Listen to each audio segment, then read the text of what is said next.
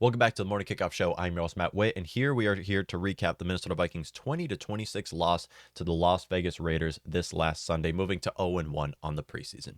Now, despite the loss, there is a lot of things that you can say you're be really excited for this upcoming season. For example, Kellen Mond looks like he's already locked down the starting quarterback role, backup quarterback role. If it was ever a competition, you can say Kellen Mond has already won it. Running backs absolutely lit up the Las Vegas Raiders defense.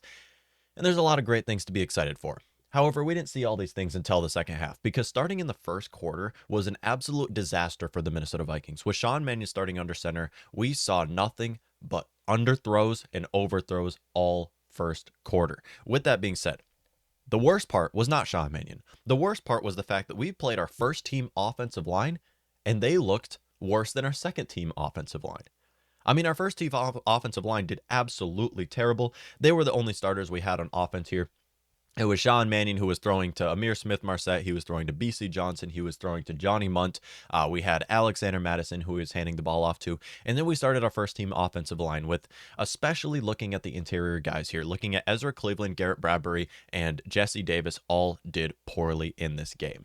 And looking at this right now, this is easily the scariest part of the Viking season, because there's no question on paper we look like we could be competitors in 2022-2023 season.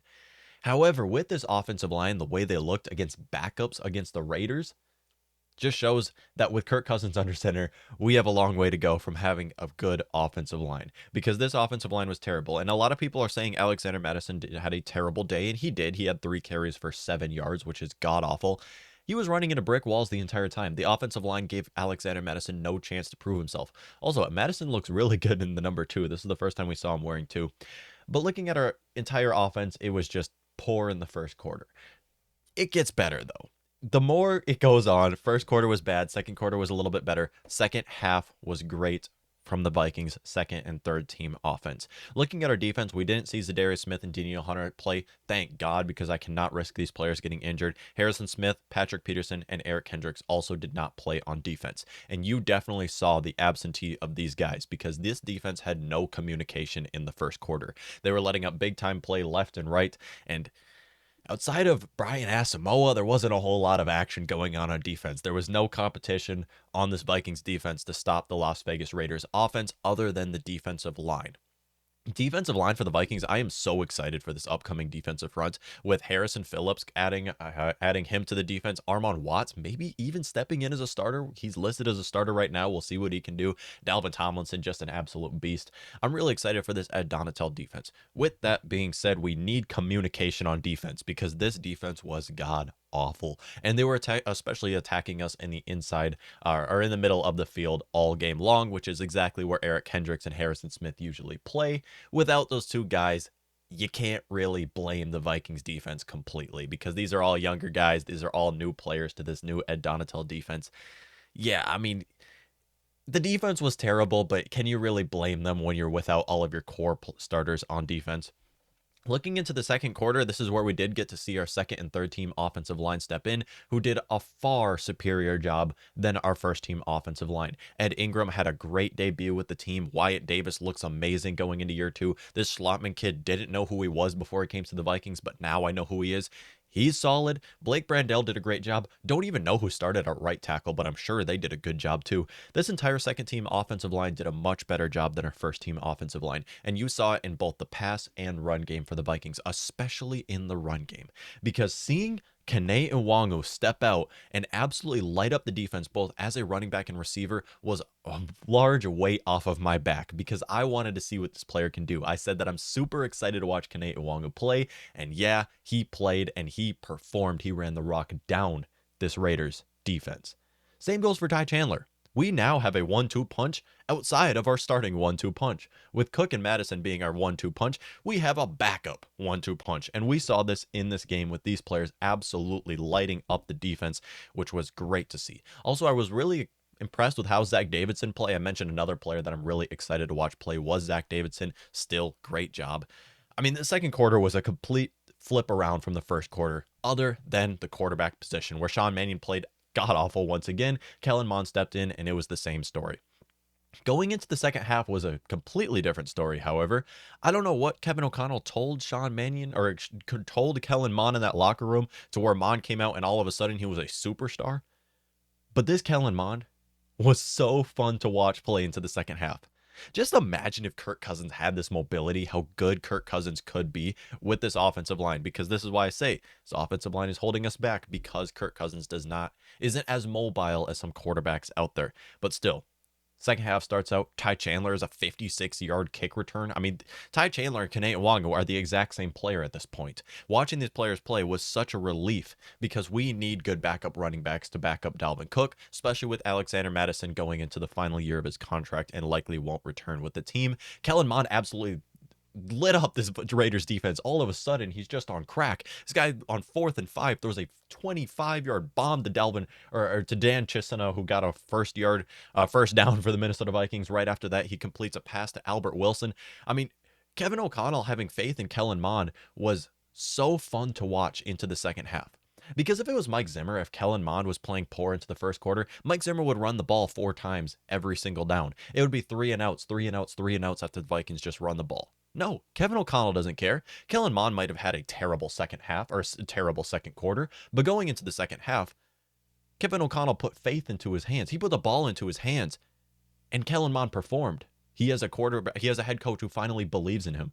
And this is so great to watch with the Minnesota Vikings. Because Kellen Mond looked perfect into the second half, and you love to see it. Still going into the fourth quarter, was the same story, completing another touchdown to Albert Wilson, this time a 20-yard bomb to Albert Wilson. I mean, just watching this Vikings offense perform into the second half was a relief. Like I mentioned, our first team offensive line was terrible. Looking at especially the interior guys here, our first team offensive line was terrible. Now, I'm not looking at Christian Darrisaw and Ryan O'Neal here, obviously. I'm looking at the interior guys who gave Sean Mannion about 3 seconds every time inside the pocket, and Alexander Mattison was running into brick walls. Hopefully we see an improvement going into the second week of the preseason. Maybe we don't have Garrett Bradbury start the second week of the preseason. Maybe we have Schlottman, maybe Chris Reed. Hopefully somebody can step up at that position. Right guard, I really did like watching Ed Ingram play. I'm fine with having Ed Ingram as a day one starter over Jesse Davis, especially.